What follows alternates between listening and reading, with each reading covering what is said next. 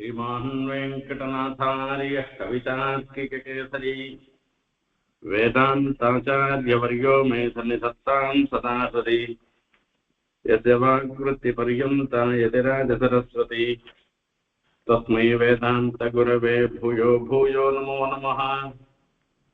विशुद्धविज्ञानघनस्वरूपं विज्ञानविश्राणनबद्धदीक्षं दयानिधिं देहभृतां शरण्यं देवं हयग्रीवमहं प्रपद्ये।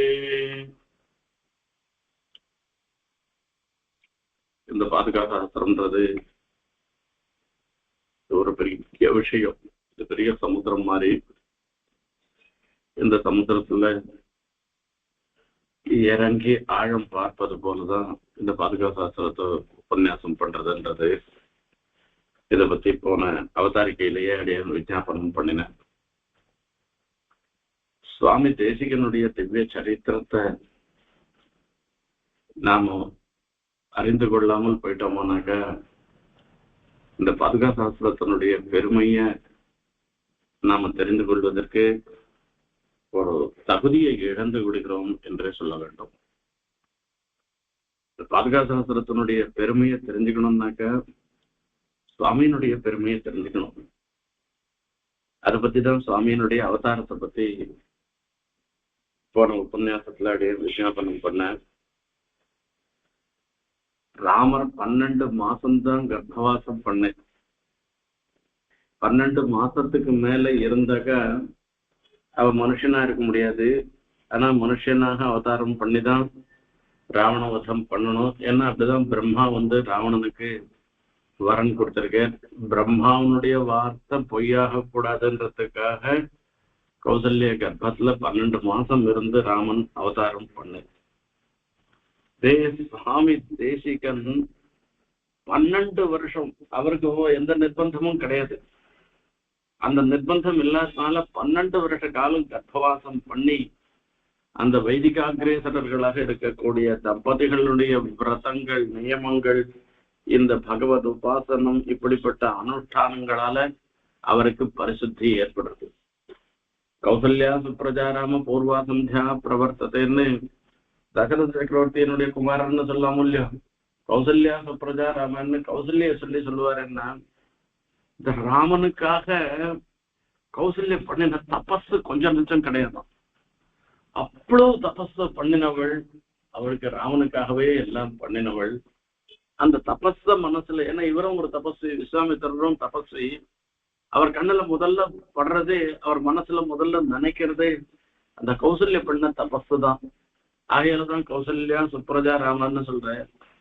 இந்த சுவாமி தேசிகனுடைய அவதாரத்துக்காக சுவாமியினுடைய திருத்தாயாரும் தகப்பனாரும் பண்ண தபஸ் இருக்க, இது சாதாரண விஷயம் இல்லை. அந்த தபோ பலத்தினாலையும் அவளுடைய அனுஷ்டானத்தினாலையும் தான் இவர் பரிசுத்தமாக அவதாரம் பண்ண என்பது சித்தமான ஒரு விஷயம். அதனாலதான் இவருக்கு வேதாந்தாச்சாரியன்ற அந்த பதம் கிடைச்சது. அதுக்கெல்லாம் ஏற்றதாக இருந்திருக்க. அப்படி சுவாமி சின்ன குழந்தையாக இருக்கச்சே முதற்கொண்டு பாகவதர்களுடைய அனுகிரகம், பரம பாகவதர்களுடைய அனுகிரகத்தை பெற்றவராக எழுந்தருளி இருந்தார். அவருடைய ஆச்சாரியன், அவருடைய மாமா எப்பவுமே ஆத்துல பார்த்தங்கள்னாக்கா சாதாரணமா பெண் குழந்தைகள் அவளுக்கு முன்ன கல்யாணம் ஆயிடும். ஆத்துல முதல் பேர குழந்தையா இருக்கிறது யாரா இருக்கும்னாக்கா அந்த பெண் தௌஹித்திரம் தான் இருக்கும் சாதாரணமா. அப்புறமா பையனுக்கு குழந்தைங்களும் பௌத்திரம் பிறகுறான், இதெல்லாம் வேற விஷயம். அந்த முதல் குழந்தையினிடத்துல அந்த மாமா செலுத்துற அன்பு இருக்க, அது எங்கேயுமே சொல்லவே முடியாது. அதனுடைய அளவு எங்கேயுமே சொல்லவே முடியாது. வேதமே சொல்றது தேஜஸ்வி யசஸ்வி பிரம்மவர்ச்சசி சாமின்னு. அந்த குழந்தைக்கு முதல்ல அந்த புண்ணியாக வச்சனத்துக்கு முதல் ஆசீர்வாதம் யார் பண்றாருன்னா மாமாவுடைய ஆசீர்வாதம் தான் முதல் ஆசீர்வாதம். அப்படி மாமாவுக்கு ஒரு விசேஷம் இருந்துருக்கு. அந்த மாமாவும் அந்த மருமானா இருக்கிற அந்த குழந்தைகளிடத்துல அவ்வளவு பிரீத்தியோடு இருப்பா. அந்த குழந்தைகளும் மாமாவனிடத்துல அவ்வளவு பக்தியோடு இருந்துருக்க போறது, அவ்வளவு கௌரவத்தோடு இருக்க போற. அந்த ரிஷியில வரைச்சே சுவாமி தேசிகன் மாதல்ல தன்னுடைய மாதலராக இருந்திருக்கிற ஆத்திரேய ராமானுஜர் அந்த சுவாமன் அப்புள்ளார் இடத்துல மொத்தத்தையும் கிரகிச்சார். அந்த மாதிரி எல்லாம் இருக்கச்சே அந்த குழந்தைய அழைச்சிட்டு தான் எங்க போனாலும் குழந்தைய அழைச்சும் போறதுன்றது, கோவிலுக்கு போனா அழைச்சும் போறது, காலக்ஷேப கோஷ்டிக்கும் அழைச்சிட்டு போறேரா. அந்த காலக்ஷேப கோஷ்டிக்கு அழைச்சும் போகச்சு நடாதூர் அம்மாளுடைய காலக்ஷேப கோஷ்டி. அந்த காலக்ஷேப கோஷ்டியில அம்மாள் கட்டாட்சிக்கிறார் இந்த குழந்தைய சுவாமி தேசிகன்னு. அந்த குழந்தை பிராயத்துல இருக்கச்சு பிரதிஷ்டாபித வேதாந்தா பிரதிஷ்டித்த பகிர்மதா. ஆகையால அவர் பூரி கல்யாண பாஜனம்னு சொல்லி சொல்ற. இந்த குழந்தைதான் வேதாந்தார்த்தங்களை நிலைநிறுத்த போறது. அந்த நிலைநிறுத்துறதோட மாத்திரமில்ல, இதர மத நிரசனம் பண்ணி மீதி மதங்களுக்கெல்லாம் ஒரு இடமில்லாத ஒரு தன்மைய சொல்லி சுவசித்தாந்தத்தை ஸ்தாபனம் பண்ண போறேன். திரைவித்திய மானியத்துவம்னு சொல்லி எல்லாராலையும் கொண்டாட தகுந்தவராக இந்த குழந்தை இருக்க போறது. பூரி கல்யாண பாஜனம் எத்தனையோ மங்களங்கள்லாம் உண்டாக போறதுன்னு அந்த குழந்தைய பார்க்கச்சேயே அனுகிரகம் பண்ணார்னு இப்படி மகான்களுடைய அனுகிரகத்துக்கு பாத்திரமாக எழுந்தருளியிருந்த சுவாமி. அதுக்கப்புறமா கருத்மானுடைய அனுகிரகம், ஹயகிரேவனுடைய அனுகிரகம், தேவநாதனுடைய அனுகிரகம், அந்த ஸ்ரீரங்க திவ்ய தம்பதிகளுடைய அனுகிரகம், அதனால அவருக்கு ஏற்பட்ட வேதாந்தாச்சாரியன்ற சம்ஞை, அந்த விருதம், அதனால அந்த பிராட்டியினுடைய அனுகிரகம், ஸ்ரீரங்க நாயகியினுடைய அனுகிரகத்தினால சர்வதந்திர சுதந்திரம்னு விருது ஏற்படுறது. அந்த மாதிரி எத்தனையோ விஷயத்துல அவருக்கு ராமன் மாதிரி நாவிஜித்திய புனர்நிவர்த்தத்தைன்னு ராமர் எங்கேனா யுத்தத்துக்கு போனாருனாக்கா ஜெயிக்காத திரும்பி வருதில்லைன்னு சொல்றேன். அந்த மாதிரி எங்கேனா பரமத நிரசன ரூபமான ஒரு வாதத்துக்கு சுவாமி எழுந்துடுனாக்கா சித்தாந்தத்தை ஸ்தாபனம் பண்ணாத திரும்பி வருதுன்றது கிடையாது. அதோட இல்லாத ஊருக்கு மாத்திரம் உபதேசம் பண்ணி தன்னுடைய அனுஷ்டானத்துல இல்லாதவாளாக சில பேர் இருப்பா. அந்த மாதிரி இல்லாமல் தாம் பண்ண உபதேசங்கள் ஊருக்கு மாத்திரமில்ல, தன்னுடைய அனுஷ்டானம் உள்பட அதை தானும் அனுஷ்டிச்சு காண்பித்து எல்லாரையும் பின்பற்றும்படியாக பண்ணவர். இப்படி அந்த சுவாமி தேசிகன் எழுந்தருளியிருந்தார் என்று சொல்லுகின்றோம். இந்த சுவாமி தேசிகனுக்கு எம்பெருமானரிடத்துல ரொம்ப ரொம்ப பக்தி. அந்த பக்தி கொஞ்சம் நஞ்சம் இல்லை. அவர் ஒரு மானசிகம். எம்பெருமானாருடைய காலம் வேற, தேசிகனுடைய காலம் வேற. அது ஒரு 250 வருஷம் கழிச்சுதான் நான் வந்திருக்கேன், சுவாமி அவதாரம் பண்ணிருக்கேன். அப்படி இருந்தாலும் கூட அந்த தேசிகனுடைய ஸ்ரீசூக்திகளை நாம சேவிச்சு பார்த்தோம்னாக்க எம்பெருமானாரிடத்துல எவ்வளவு பக்தி இருக்குன்றத சொல்லணும். அவர் எதிராஜ ஸ்தானத்துல எதிகளுக்கெல்லாம் ராஜாவாக இருக்கின்ற அந்த ஸ்தானத்துல அவரை நிக்க வச்சு எதிராஜ சப்தத்தின்னே அந்த எம்பெருமானார் விஷயமாக ஸ்தோத்திரத்தை பண்ணார். அனாயாசமாக அவர் சாதிச்சார்.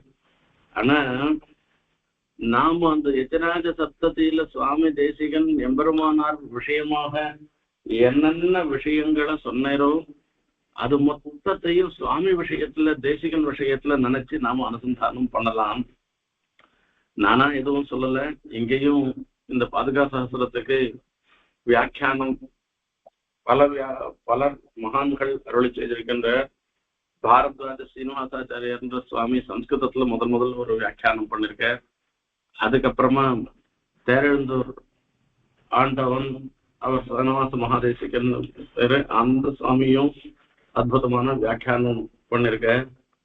அது மணிப்பிரவாள நடையிலையும் இதோட வியாக்கியானம் பண்ணிருக்க.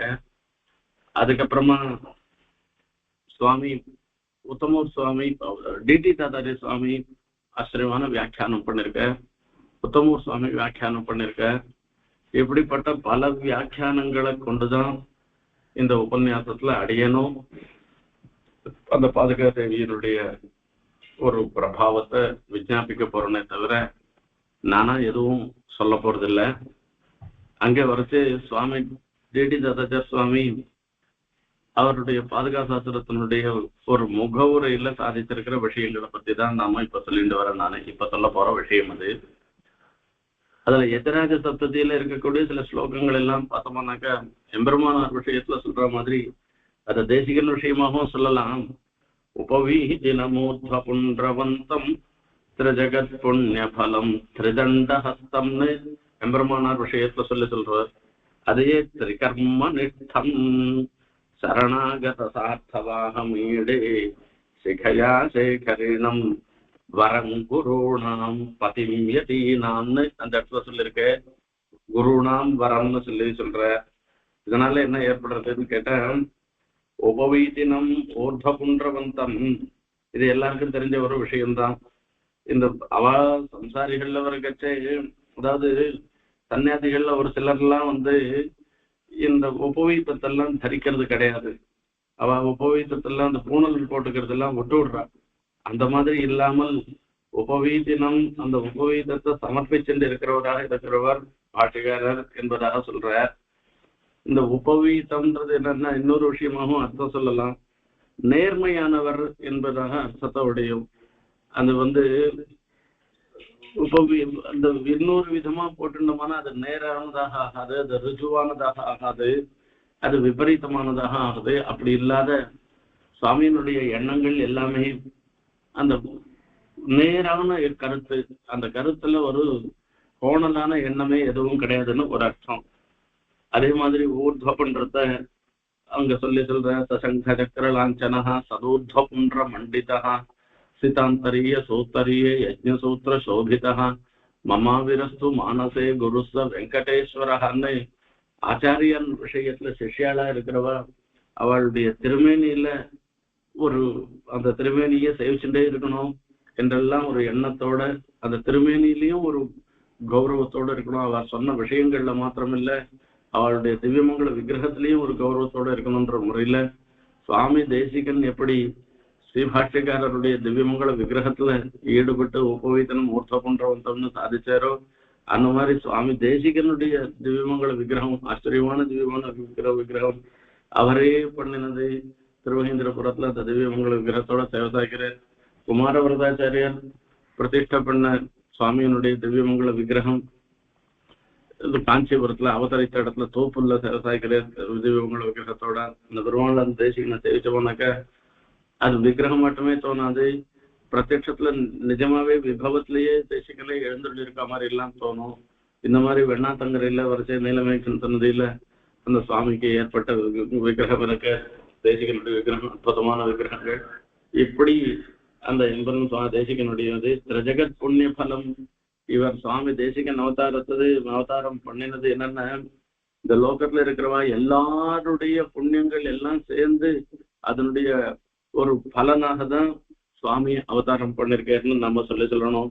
இப்படி சுவாமி கணக்கு அவதாரம் பண்ணாத போயிட்டே இருந்தாக்கா நமக்கு இன்னும் சரணாகத சாஸ்திரம், அந்த சரணாகத சாஸ்திரம் இருந்துருக்க அதனுடைய உண்மை நிலை நமக்கு தெரியாத போயிடும்.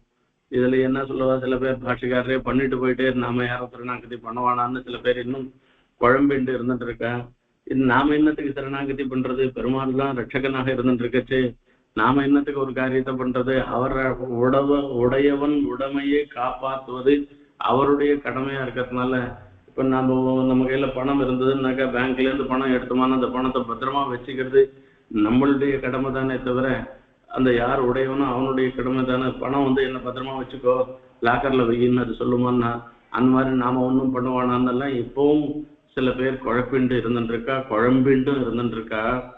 அந்த மாதிரி இல்லாமல் அந்த சரணாகதின்றது அவசியம் எல்லாரும் பண்ணியாகணுன்றதையும் தான் அனுஷ்டிச்சு, எப்படி நம்மாழ்வார் அகலகில்ல நிறைய திருவேங்கடமுடைய அந்த திருவடியில சரணாகதியை தான் அனுஷ்டிச்சு எல்லாரையும் அனுஷ்டிப்பிக்க வச்சாரோ, அதே மாதிரி சுவாமி தேசிகனும் சம்சாரா வர்த்தவேக பிரசவன சுபகத் தேசிக பிரேட்சிதோகம் சந்தியக்தோன்யைர் உபாயைர் அனுச்சித சரிதேஷ்வர்ய சாந்தாபிசந்தி நிசங்க தத்துவதிஷ்டியா நிரவதிகதயம் பிரார்த்திய சம்ரட்சகந்த்வா நித்யத்வத் பாதபத்மே வரத நிஜபரம் நிர்பரோ நிர்பயோஸ்மின்னு அந்த தேவ பெருமாள் திருவடியில திவ்ய தம்பதிகளுடைய திருவடியில தன்னுடைய பாரத்தை சமர்ப்பிச்சாரோ, அந்த மாதிரி அந்த சரணாகத சாஸ்திரத்துக்கெல்லாம் நிர்வாகனாக எழுந்தருள் இருந்திருக்கிறவ எல்லா ஆச்சாரியாளுக்குள்ளேயும் ரொம்ப சிரேஷ்டமான உத்தமமான ஆச்சாரியராக எழுந்தருள் இருக்கிற அந்த அந்த சுவாமி தேசிகனை நாம வணங்குகிறேன்னு சொல்லி இந்த ஸ்லோகத்துக்கு எம்பெருமானார் விஷயமாக சுவாமி பண்ண ஸ்லோகத்துக்கு இப்படி சுவாமி விஷயமாகவே பொருள் கொள்ளலாம் என்று சொல்ற. அதே மாதிரி இன்னொரு ஸ்லோகம் சுசிதாவதூத பரவாதி வைபவ நிகமாந்த நீதி ஜலதே ஸ்தலஸ்பிருஷாம் பிரதிபாதயந்தி கதிமாபவர்கிகி நிகமந்த சூரி பதசத்கிருதாசயாம். அந்த இடத்துல எதிராஜ சப்தத்தில 21வது ஸ்லோகம் இது.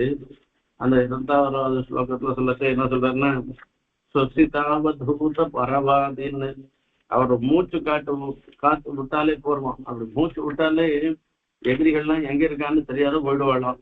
அப்படி ஒரு வைராக்கி, அப்படிப்பட்டதான ஒரு பாண்டித்யத்தை உடையவராக எழுந்துள்ளிருந்தேன்னு அர்த்தம். நிகமாந்த நீதி ஜலதே ஸ்தல ஸ்பிருஷா. வேதாந்த சாஸ்திரத்துக்கு அது ஒரு சமுத்திரம். அந்த சமுத்திரத்துக்கு அந்த தரையை தொடர மாதிரி சூக்ஷ்மார்த்தங்கள் எல்லாத்தையும் அறிந்தவர்களாக இருந்திருக்கவா. எதி சர்வபௌம பதசத்கிருதாஸ்ரயா. அந்த இடத்துல எதி சார்வபௌம பதசத்கிருதாஸ்ரயா யார் இவாள்னா, இவாள்லாம் எம்பெருமானுடைய திருவடி ஆசிரியச்சவாளாக இருக்கிறவான்னு என்று சொல்ற.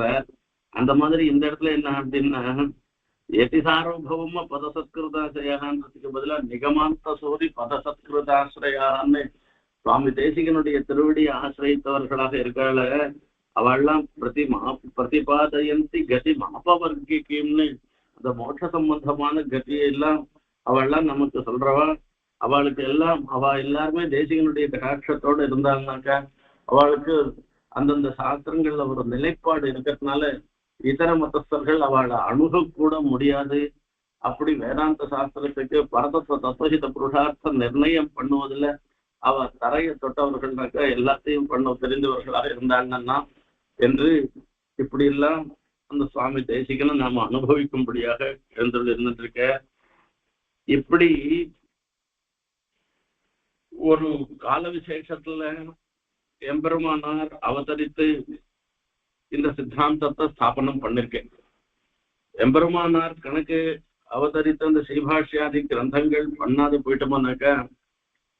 போயிருந்தேன்னாக்கா இந்த விசிஷ்டாத்வைத சித்தாந்தமே இப்ப இருக்கிற நிலையில இருந்திருக்குமான்றதே ஒரு சந்தேகம். அப்பதான் பாஷ்யக்காரர் எழுந்தருளி எஃப்எபி ஆளவந்தார் சீசுக்தி, நாகமுனிகளுடைய சீசுக்தி இதெல்லாம் இருக்கு. அதெல்லாம் ரொம்ப சுருக்கமா இருக்கு, போறல.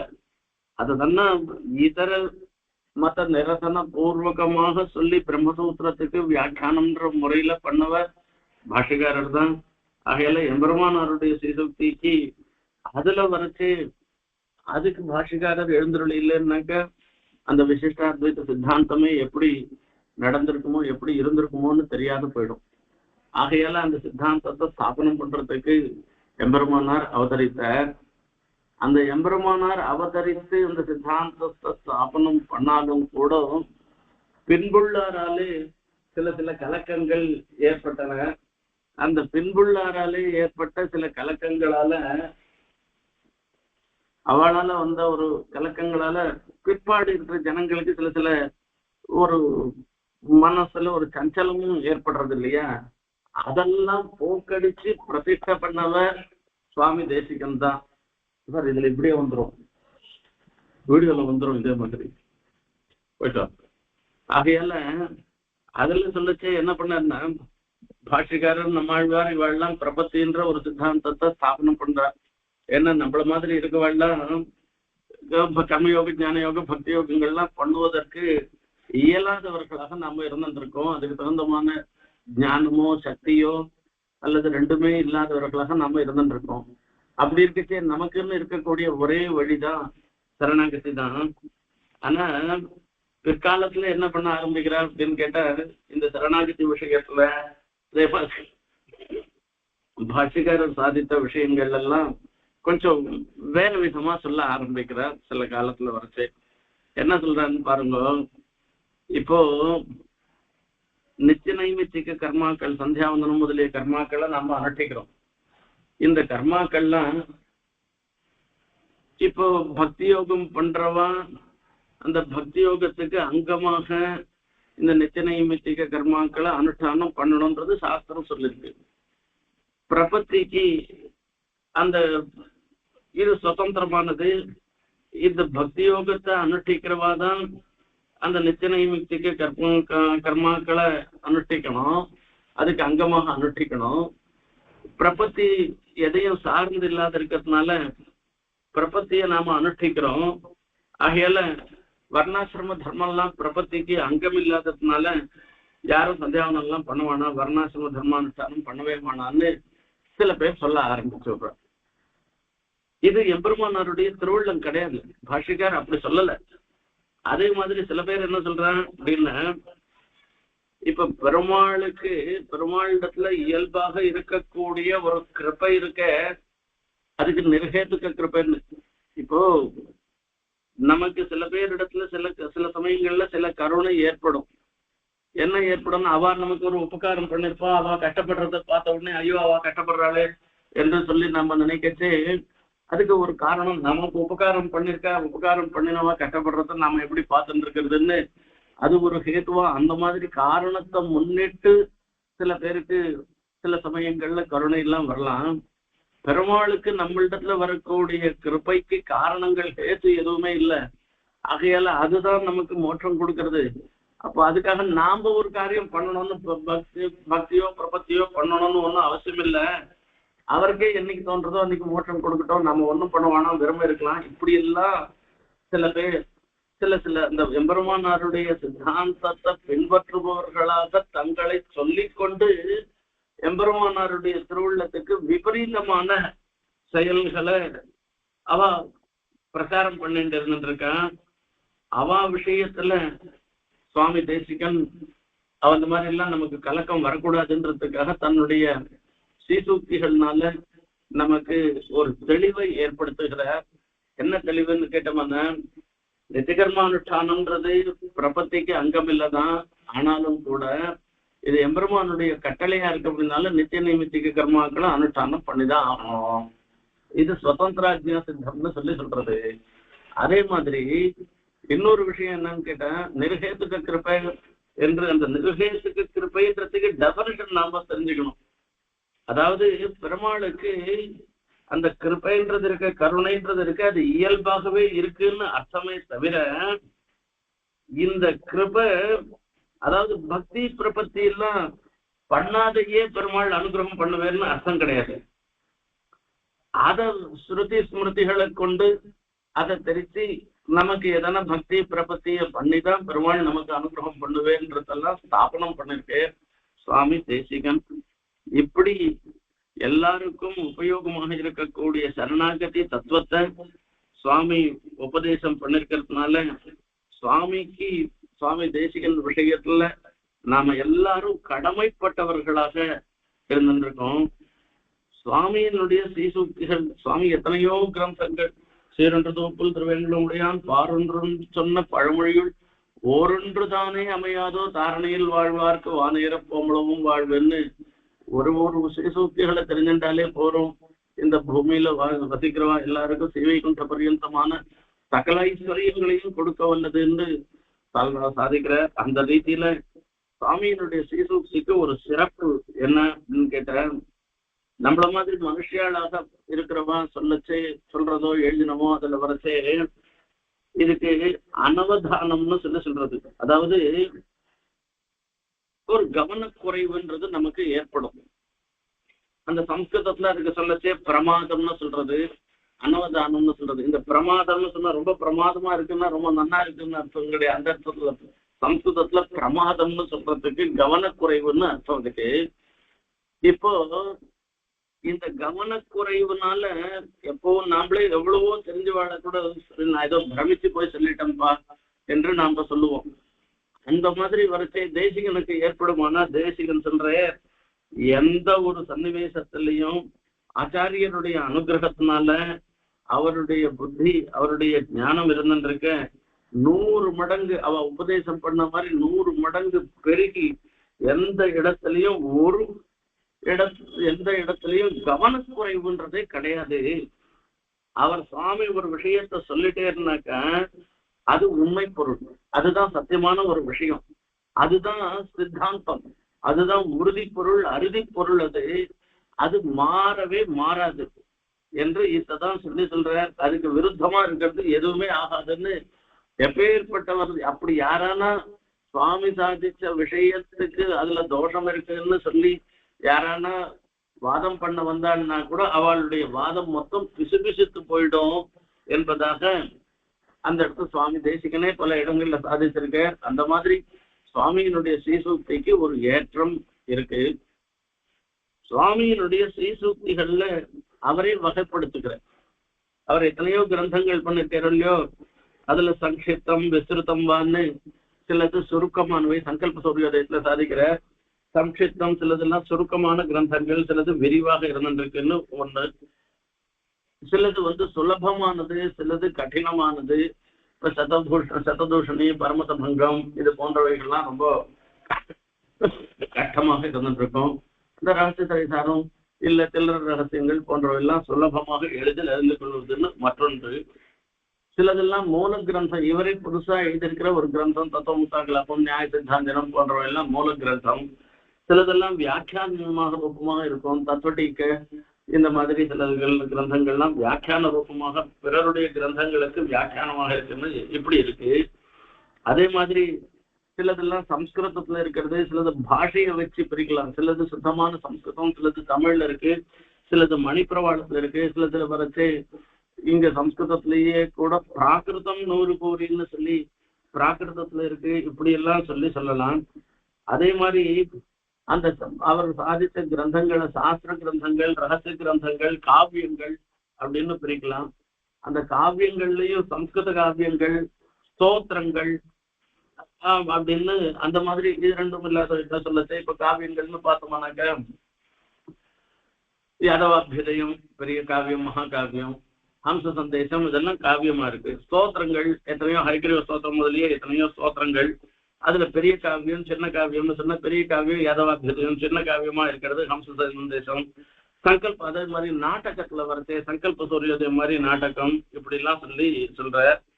அதே மாதிரி அதுல காவியங்கள்ல வரச்சே கத்தியம், தண்டகம், பத்தியம் என்றெல்லாம் பிரிக்கிறோம். அதுல கத்தியம்னா ரகுவீர கத்தியம், மகாவீர வைபவம்னு சொல்றோம், அது கத்தியத்துல வருது. தண்டகம்னு வச்சு கருட தண்டகம்னா அந்த தண்டக முறையில அமைந்திருக்கிறது. பத்தியத்துல வரச்சே எத்தனையோ ஸ்லோக ரூபமாக இருக்கக்கூடிய எத்தனையோ இதுகள். இப்படி எந்த மாதிரி அந்த தண்டகத்தையும் பத்தியமாக சிலதெல்லாம் இருக்கு. சிலது சுதர்சன அஷ்டகம் மாதிரி இருக்கிறதெல்லாம் இது கத்தியமா பத்தியமானே தெரியாததாக இருக்கக்கூடியது. அப்படிலாம் இப்படி இவை எல்லாவற்றிலையும் ரொம்ப பெருசா இருக்கிறது. அந்த ஸ்தோத்திர கிரந்தங்களுக்குள்ளேயே ரொம்ப ரொம்ப பெருசானது எதுன்னாக்க பாதுகா சாஸ்திரம் தான். இது மீதி எல்லாம் பாதுகா சாஸ்திரத்தை காட்டிலும் சின்னதுதான். ஆகையால இந்த ஸ்லோகங்கள்ல வரைச்சு ஸ்தோத்திரங்கள்ல வரைச்சு இந்த அஷ்டகத்துல இருந்து ஆரம்பிச்சு இப்ப காமாசிக அஷ்டகம், அஷ்டபுஜ அஷ்டகம்னு 8 ஸ்லோகத்துல இருந்து ஆரம்பிச்சு சதகம் வரைக்கும், தயா சதகம், அச்சுத சதகம் அப்படின்னு எல்லாம் 100 வரைக்கும் ஸ்லோகங்கள்லாம் இருக்கக்கூடிய ஸ்தோத்திரங்கள்லாம் உள்ளன. ஆனா இந்த பேரே சொல்ற மாதிரி ரொம்ப ரொம்ப பெருசா இருக்கக்கூடிய ஸ்தோத்திர காவியமா இருக்கிறது பாதுகா சாஸ்திரம் தான் என்று சொல்றோம். இந்த சுவாமியினுடைய கிரந்தங்களை நாம பார்த்தோம்னாக்க அதுல சுவாமி தானே அருளி செய்ததுன்றது சிலது, பிறர் கேட்டுக்கொண்டு அவளுக்காக அனுகிரகம் பண்ணதுன்றது ஒண்ணு. இப்படி பலவிதமான ஸ்ரீசூக்திகள் பிரிக்கலாம். இப்ப சுவாமியே அனுகிரகம் பண்ண அந்த லோகத்துல இருக்கிறவா எல்லாருக்கும் ஒரு க்ஷேமம் உண்டாகணுன்றதுக்காக தன்னுடைய கடைசி காலத்துல ரகசிய திரைசாரம் மாதிரியாக இருக்கக்கூடிய கிரந்தங்கள் எல்லாம் இந்த மணிப்பிரவாள நடையில உலகோர்களுக்கு க்ஷேமத்தை பண்ணுவதற்காக சுவாமியே அனுகிரகம் பண்ண. இப்ப பரமத பங்கம் போன்ற கிரந்தங்களை சாதிக்கச்சே ஒரு பொன்னைந்தையில் பரமத போர் புரிந்துன்னு சொல்லிட்டு இதர மதஸ்தர்கள்லாம் அவர் அவரோட ஒரு பரமத வாதம் பண்ணச்சு அவளை ஜெயிக்கச்சே பண்ண கிரந்தங்கள் ஒண்ணு. சில பேருடைய பிரார்த்தனைய கொண்டு பண்ணின ஸ்லோகம், அதாவது பண்ணின கிரந்தங்களும் சிலது உண்டு. சில பேருடைய பிரார்த்தனைன்னு சொல்லச்சே சுவாமி தேசிகனும் அங்கங்க நியமிக்கச்சே சில பேர் பாகவதாளுடைய நியமனத்தை எப்பவுமே சிரசா வகிப்பேர். பாகவதாளுடைய நியமனத்தை தான் எப்பவுமே மாறினதே கிடையாது, மீறினதே கிடையாது. அந்த மாதிரி வரச்சேவே வேதாந்த தேசிக பதே வினிவேசிய பாலம் தேவோ தயா சதகமேத தவாதயன்மான்னு சொல்லிட்டு அந்த தயா சதகம் 108 ஸ்லோகம் சொன்னாலும் கூட நானா பண்ணல, அந்த திருவேங்கடமுடியான் தான் எம் மூலமாக இந்த வார்த்தை வரணும்னு சொல்லி அவர் பண்ணினேன். ஆகையால அதுக்கு திருவேங்கடமுடியானுக்கு தான் ஏற்றமே தவிர எனக்கு ஒண்ணும் இல்லைன்னு சொல்லிக்கிறேன். அதே மாதிரி இந்த இடத்துல சொல்லச்சே பாதுகா சாஸ்திரத்துல வரச்சே என்ன சொல்றாரு அப்படின்னா, இந்த பாதுகா சாஸ்திரம் முழுக்க பாகவதாளுடைய ஒரு பிரேரணையினால நாம் பண்ணனே தவிர நானா பண்ணலன்னு அர்த்தம். பிரக்யாதானாம் பரிஷதி சதாம் காரயித்வா பிரதிஜ்ஞாம் பிராயேண த்வாம் பிரசித விபவாம் வர்ணயந்தி மயா த்வம் பாதன்யாசக்ரமமனுகுணம் பிராப்ய ரங்காதிராஜாதி பத்யாரம்பான் கணயசி பரம் பாதுகே ஸ்வயர்நிநாதைஹி.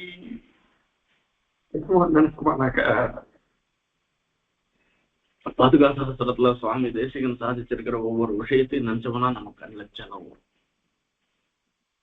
இந்த பாதுகா சாஸ்திரம் எப்படி ஏற்பட்டது என்பது சுவாமியே இந்த பாதுகா சாஸ்திரத்துல நாத பத்ததியில ஒரு ஸ்லோகத்துல சொல்றாரு. சுவாமி தேசிகன் ஸ்ரீரங்கத்துக்கு எழுறாரு. ஸ்ரீரங்கத்துக்கு எழுதின உடனே அங்க இருக்கிற மகான்கள்லாம் சேர்ந்து சுவாமி திருவாக்கால ரங்கநாதன் விஷயமாகவும் ரங்கநாதன் திருவடி சம்பந்தப்பட்டிருக்கிற பாதுகா விஷயமாகவும் 1000 ஸ்லோகங்களை சொல்லி பெருசா பண்ணோம்னா. ஏன்னா ரங்கநாதன் விஷயமாக ஏற்கனவே சுவாமி பகவத் தியான சோபானத்தை சாதிச்சாயிட்டு அதில் ரங்கநாதன் விஷயமா ஸ்தோத்திரம் பண்ணலேன்றது கிடையாது. எல்லாம் அந்தந்த ஊர்ல வரைச்சு அவங்களுக்கு ஒரு ஆசை, நம்ம பெருமாள் விஷயமா பண்ணணும், நம்ம பெருமாள் சுவாமி திருவாக்கால நம்ம பெருமாள் ரங்கநாதனை ஸ்தோத்திரம் பண்ணணும், ரங்கநாதனுடைய திவ்யமொழி பாதுகையை ஸ்தோத்திரம் பண்ணணும் அப்படின்றதுக்காக ஒரு ஆசையா அந்த பாதுகா தேவியை பார்த்து சுவாமி சொல்ற, இந்த சுவாமி தான் இந்த பாதுகா சகஸ்திரம் பண்ணின ஒரு சன்னிவேசத்தை தெரிவிக்கிறதான ஆச்சரியமான ஒரு ஸ்லோகம் இது. பிரக்யாதானாம் பரிஷதி சதாம் காரயித்வா பிரதிஜ்ஞாம். ஒரு பெரிய சதஸ், மகா பண்டிதர்கள்லாம் வந்திருக்கலாம். அத்தனை பேர் நடுவுல சுவாமி அங்க எழுந்தருள் இருக்க.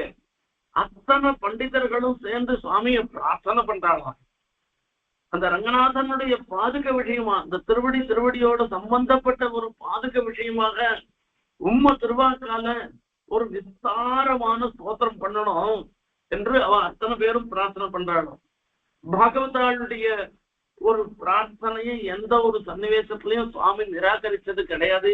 அவளுடைய பிரார்த்தனையை இவர் ஆஜ்ஞையாக நினைச்சிட்டு கட்டளையாக எடுத்துட்டு அந்த ஸ்ரீசூக்திகளை பண்றாரு. அந்த மாதிரி அந்த ஸ்லோகத்தை பண்ண பிரதிஜ்ஞாம் காரயித்வா பிரதிஜ்ஞை பண்ணிட்டு பிராயேணத்வாம் பிரசித விபவாம் வர்ணயந்தி மயா த்வம்.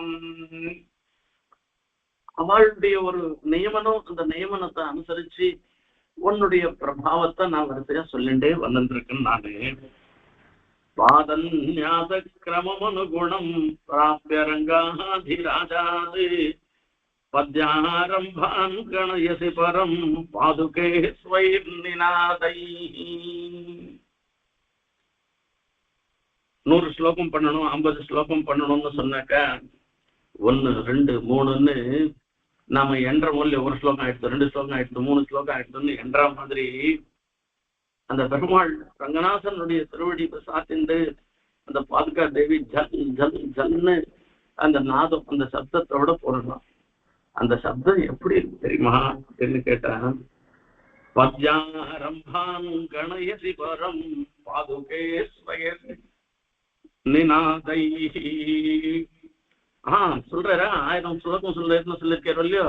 ஒரு ஸ்லோகம் ஆச்சு, 2 ஸ்லோகம் ஆச்சு, 3 ஸ்லோகம் ஆச்சு, 400 ஸ்லோகம் எடுத்து என்று அது எண்ணிண்டு வரா மாதிரி இருந்திருக்கான் அந்த பாதுகா தேவி பதவிநியாசம் பண்றது என்று சுவாமி தேசிகனே சாதிக்கிறார். இப்படி பாகவதாளுடைய ஒரு அனுகிரகத்தை சிரசா வகித்து இந்த பாதுகா சகஸ்திரத்தை பண்ணிருக்கேன்றது இதுல இருந்து ஏற்படுறது. இந்த பாதுகா சகஸ்திரத்தை அனுபவிக்கிறதுக்கு அதுக்கு ஒரு சக்தி வேணும். அந்த சக்தி தேசிகன் தான் கொடுக்கணும், ஆச்சாரியால் தான் கொடுக்கணுமே தவிர அந்த சுவாமியினுடைய கவனத்தை அனுப்பிருக்கணும். ஒரு ஸ்லோகம் எழுதணும்னாக்க அதுக்கு பேனா பென்சில்லாம் வச்சுட்டு இதுல இத்தனை எழுத்து இருக்கா அத்தனை எழுத்து இருக்கா அப்படின்னு சொல்லி சொல்லணும், இது பண்ணணும். ஆனா கவிகளுக்கு அப்படி கிடையாது. அந்த கவிகள் விஷயத்துல அவ மனசுல ஒரு விஷயம் வந்துட்டோம்னாக்க அது அப்படியே பிரவாகமா அப்படியே வெளியில வருமே தவிர அந்த பேனா பென்சில் எல்லாம் தேவையே இல்லை. ஆனாலும் ஒரு கருப்பொருள் ஒண்ணு வேணும், முக்கியமான ஒரு விஷயம் வேணும். இப்ப பாதுகையை பத்தி 1000 ஸ்லோகம் எழுதணும்னு பாகவத்தால் நியமனம் பண்ணிட்டான். இப்ப இந்த 1000 விஷயம் ஓணும் இல்லையோ, ஒவ்வொரு ஸ்லோகத்திலயும் ஒரு ஒரு விஷயம் ஓணும் இல்லையோ, 1000 விஷயத்தை எங்க தேடுறது அப்படின்னு பார்த்தேன். அதுல வரைச்சே அதுல இந்த விஷயத்துல முக்கியமான விஷயம், அது உள்ளுக்குள்ள விஷயம், அவாந்தர விஷயம் எல்லாம் பிரிக்கிறது. அதுக்காக 32 பிரிச்சுட்டேறான். அந்த பாதுகையை வரைச்சே 32 பிரிச்சுட்டு அந்த 32 பத்ததியோட ஆறுது. அந்த 32க்கும் சுவாமி தேசிகனுக்கும் ரொம்ப ரொம்ப நிகட்டமான சம்பந்தம் இருக்கு. சுவாமி ரகசிய திரைசாரத்துல 32 அதிகாரம், துவாத்ரிம்சத்து பிரம்ம வித்யன்னு எல்லாம் சொல்லிருக்கு. அந்த மாதிரி இங்க 32 பத்ததியோட ஆரம்பிக்கிறான். அந்த 32 அதே மாதிரி ஒவ்வொரு பத்ததியிலையும் பார்த்தோம்னா 32 எழுத்து இருக்கக்கூடிய அனுட்டு சந்தஸால ஆரம்பிக்கிறேன். இந்த சந்தோமயமாக வேதத்தை எப்படி சொல்றதோ விஷயங்களையும் அதையேதான் இந்த கிரந்தமும் சொல்றதுன்னு பிரதிபாதிக்கிற மாதிரி இருந்துருக்கு. ஆகையால இங்க சுவாமி தன்னுடைய வைபவத்தை, அதாவது தன்னுடைய கவித்துவத்தை நிரூபணம் பண்றதுக்காக பண்ணின விஷயம் இல்லை. இது பண்ணினது என்னன்னா மொத்த பேருக்கும் இது ரொம்ப ரொம்ப உபகாரமா இருக்கணும்ன்றதுக்காக பண்ணின ஒரு விஷயம். அதே மாதிரி இந்த காயத்ரின்றது இருக்க பிரதானமான மந்திரம், எல்லா பிராமணர்களுக்கும் பிரதானமான மந்திரம். அது 24 அக்ஷரத்தோடு இருந்துருக்கு. காயத்ரி மாத்திரம் போராது, அஷ்டாட்சரமும் முக்கியம். ஆகையால அந்த காயத்ரியில வரச்சே, அந்த காயத்ரியை நாம உபாசனம் பண்ணச்சே, ஜபம் பண்ணச்சே கூட சூரிய மண்டல அந்தர்வர்த்தியாக இருந்துருக்கிற நாராயணனை தான் நாம உபாசனம் பண்றோம். அந்த மாதிரி காயத்ரியில இருக்கக்கூடிய 24, அஷ்டாட்சரத்துல இருக்கக்கூடிய 8, இது ரெண்டும் சேர்ந்து 32 அப்படி அந்த 32 காயத்ரியினுடைய அர்த்தம் அஷ்டாட்சரத்தினுடைய அர்த்தமும் சேர்ந்து 32 பத்ததியாக இந்த பாதுகா சாஸ்திரத்தை சுவாமி சாதிச்சிருக்கார் என்று சொல்லணும். இந்த 32 விஷயம் அதுல ஒண்ணு ஒவ்வொரு விஷயமானது, அது உள்ளுக்குள்ள ஒரு அவாந்தர விஷயமாக ஆறுது. எப்படி 32 பத்ததி, அதுக்கு இதுவே 1000 ஸ்லோகங்களாக ஆயிடுச்சுன்னு அர்த்தம். அதுக்கு இப்ப சாதாரணமா திருஷ்டாந்தத்துக்கு சில பத்ததியை சொல்றேன். முதல்ல சொல்லச்சே பிரஸ்தாவ பத்ததின்னு பேரு. எல்லாத்துக்கும் ஒரு இன்ட்ரோடக்ஷன் வரணும் இல்லையோ, அந்த இன்ட்ரோடக்ஷன் பிரகாரத்துக்கு அந்த பிரஸ்தாவ பத்ததியில முதல் பத்ததி பிரஸ்தாவ பத்ததி. அதுல முதல்ல சில அந்த என்ன சமாச்சாரத்துல என்ன சன்னிவேசத்துல இதெல்லாம் வந்திருக்கு என்பதை பத்தி அந்த பிரஸ்தாவ பத்ததியில சொல்ற. இப்படி பிரஸ்தாவம் வந்துட்டோம்னாக்க அதுக்கப்புறமா இன்னும் சில விஷயங்கள்லாம் சொல்ல வேண்டிய வருது. இப்ப நம்மாழ்வாருக்கும் இவருக்கும் ஒரு சாமியம், பாதுகையும் நம்மாழ்வாரும் ஒருத்தர்தான்னு சொல்றோம் இல்லையா, நம்ம சமாக்கியா பேர் வைக்கணும். இந்த பேருக்கு வரச்சே சமாக்கியா பத்தத்தின்னு ஒரு திருநாமம் வரணும் இல்லையோ. சடகோபன்ற திருநாமம் நம்மாழ்வாருக்கும் இருந்துருக்கு, பாதுகைக்கும் இருந்துருக்குன்னு அந்த சமாக்கியா பத்ததியில சொல்றது. அதுக்கப்புறம் பிரபாவ பத்ததின்றது விஸ்தாரமா அதனுடைய பிரபாவத்தை, பாதுகையினுடைய பிரபாவத்தை சொல்ற.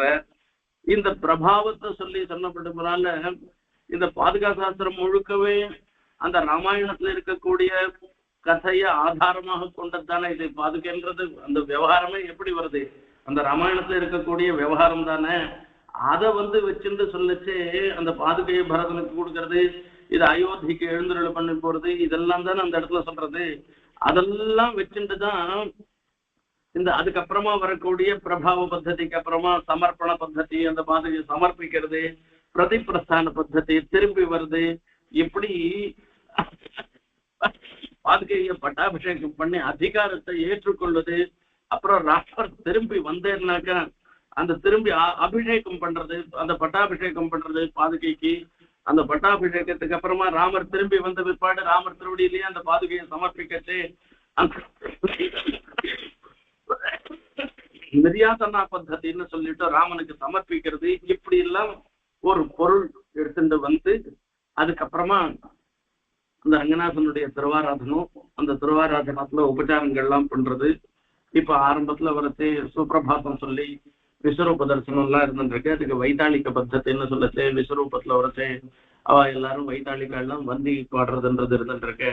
அந்த மாதிரி ஒவ்வொரு ஆசனத்திலையும் சொல்லக்கூடிய விஷயங்கள்லாம் சொல்லி இதுக்கு வைத்தாளிக பద్ధதி அந்த மாதிரி வேற வேற புஷ்ப சஞ்சார பద్ధதி புஷ்ப பద్ధதின்னு ஒவ்வொரு இடத்துல இருந்து சொல்றதெல்லாம் சொல்லிட்டு கடைசியில பரியங்காசனத்துல எழுந்தருள் இருக்கச்சே சிங்கார பద్ధதின்னு சொல்லிட்டு அந்த கடைசியில பரியங்கத்துல எழுந்தருள் இருக்கிறது சிங்கார பద్ధதியில சொல்லி முடிக்கிறேன்.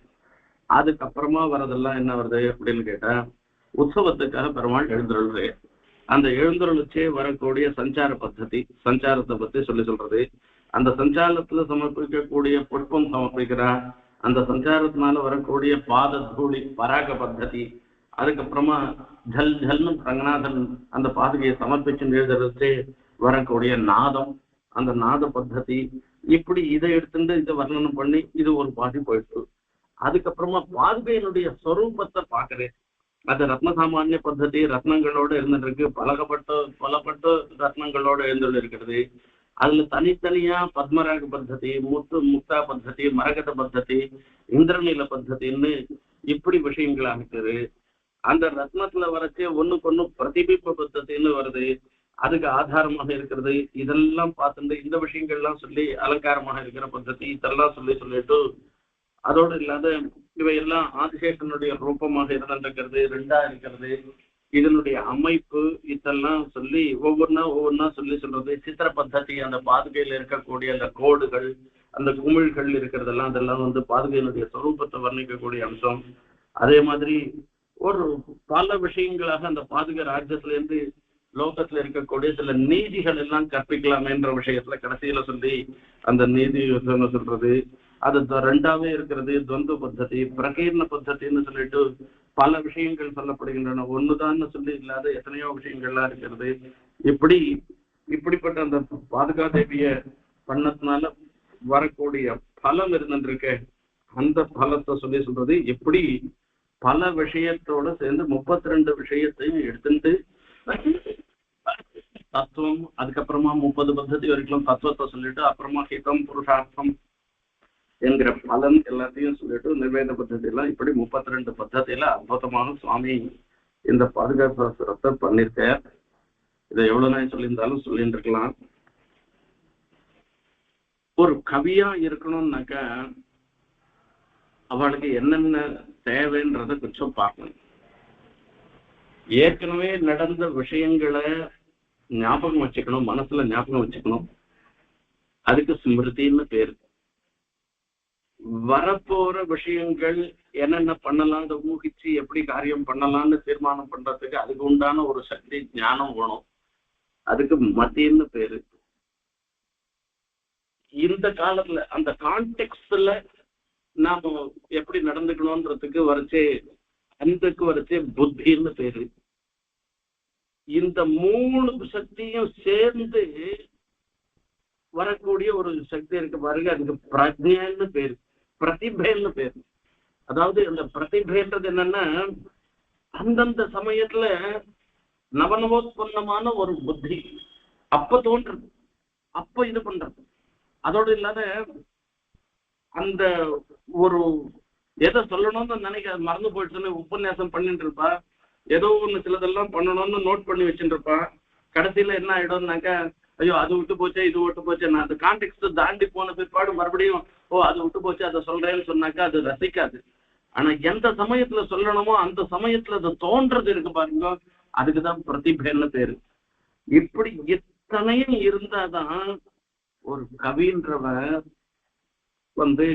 ஒரு அந்த கவின்ற ஸ்தானத்தையே பெற முடியும்.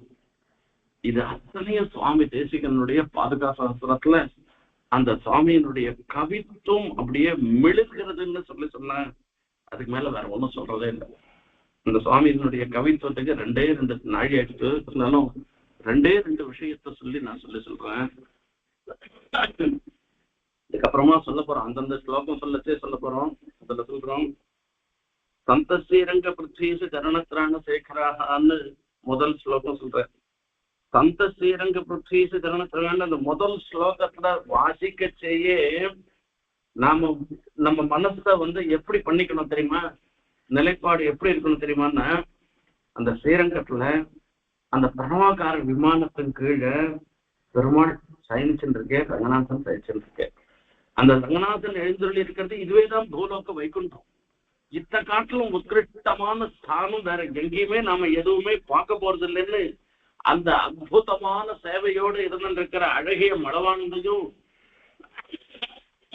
அங்க அந்த ரங்கநாதனை சேவிக்கிற பாகவதோத்தவர்கள் ஒவ்வொருத்தரும் பார்த்தோம்னா ஸ்ரீவைகுண்டத்துல நித்தியசூரிகள் எப்படி பெருமாளை சேவிச்சுருக்காளோ அந்த மாதிரி இந்த பாகவதர்கள்லாம் அந்த ரங்கநாதனை சேவிச்சுருக்கா என்ற அந்த கோட்டியும் அங்க இருந்திருக்கிற அந்த மகா ஜனங்களையும் நாம பார்த்து நமக்குள்ள இப்படிப்பட்ட ஒரு ஸ்ரீவைகுண்டத்துக்கு அந்த மனசளவுல நம்மளை தயார்படுத்திண்டு அதுக்கப்புறம் தான் இந்த ஸ்லோகத்தினுடைய அர்த்தத்தையே பார்க்கணும். அப்படி இல்லைன்னாக்கா இந்த அர்த்தம் ரசிக்காது.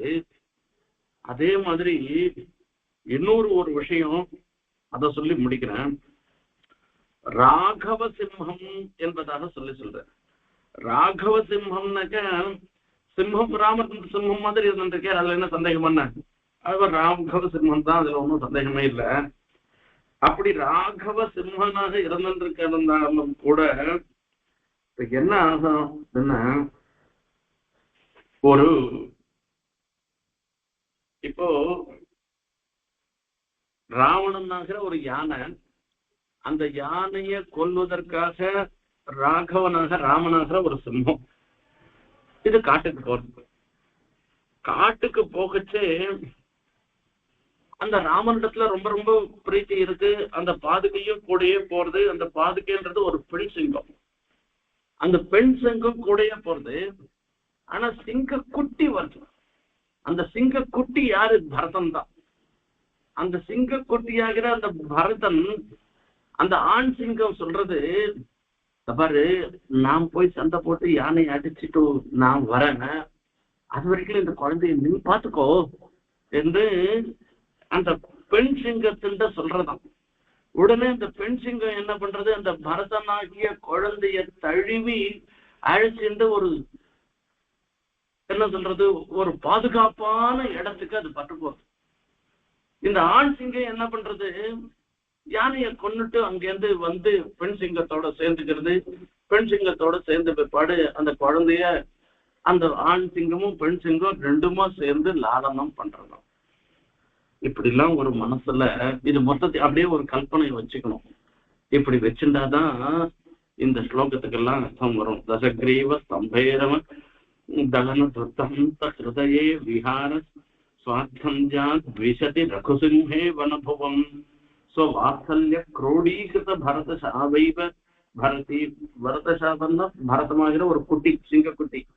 பவதி நிராபாதான் பதாவலி ந விஜகௌ கோசல குகாம். பாரு நான் வர வரைக்கும் குகையை விட்டு வெளில வராது நீன்னு சொல்றாங்க. அங்க சொல்லச்சே அந்த பாதுகை நீ அங்கேயே போய் இருன்னு சொல்றாரு. அயோத்தியில இருன்னு சொல்லி அனுப்பிச்சு வைக்கிறதுன்னு. இப்படிப்பட்ட ஒரு கவிதா சாத்துரியம் எல்லாம் சுவாமி தேசிகனுக்கு தான் இருக்கும்.